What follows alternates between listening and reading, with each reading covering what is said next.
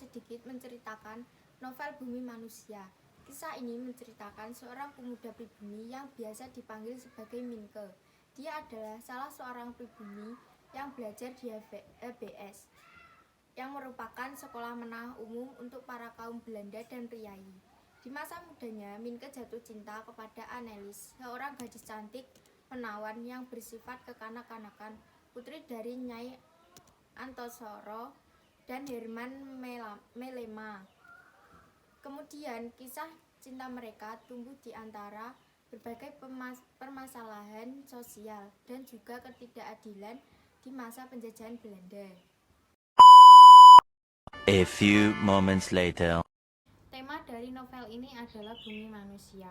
Tokoh dan penokohan dalam novel ini yaitu 1. Minke yang berwatak seorang yang baik dan penyayang. Yang kedua yaitu Annelies Melema yang berwatak pendiam, manja dan juga labil.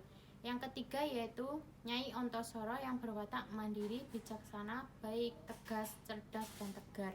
Yang keempat yaitu Herman Melema yang berwatak kaku, pemarah dan kasar.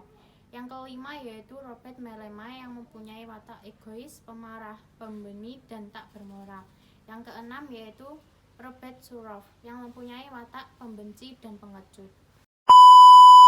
Alur dari cerita ini menggunakan alur mundur, yaitu akhir dari cerita novel Bumi Manusia tidak dapat ditebak pada awal cerita dan di tengah cerita. Para pembaca mungkin berpikir cerita akan berakhir dengan bahagia antara pernikahan Minke dengan Annelies.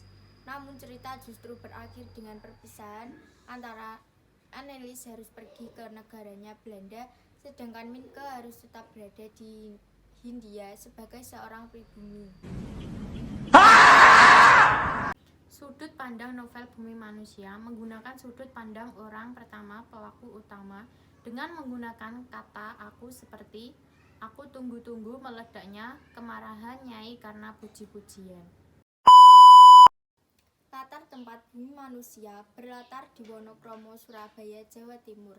Latar waktu novel Bumi Manusia berlatar pada tahun 1889 atau sekitar abad ke-19 pada masa pemerintahan Belanda.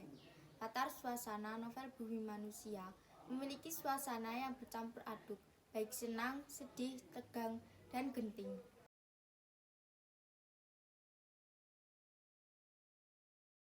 Gaya bahasa yang digunakan pada novel ini merupakan gaya bahasa Indonesia yang sederhana dan mudah dipahami.